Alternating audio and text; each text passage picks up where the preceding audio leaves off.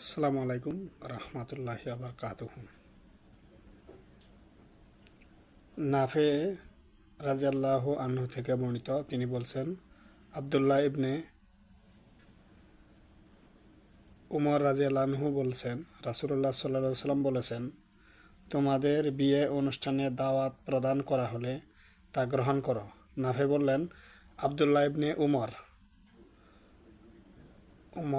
বিয়ে শাদীর অলিমা বা এ জাতীয় অন্য কোনো দাওয়াত পেলে তা গ্রহণ করতেন, এমনকি তিনি নফল রোজাদার হলেও গ্রহণ করতেন। আমরা যারা বিয়ে শাদীর দাওয়াত কবুল করি না, বা আমি নিজেও করিনি এতদিন, তাই এই হাদিসের থেকে পাওয়ার পর থেকে ইনশাল্লাহ করব। আর আপনারা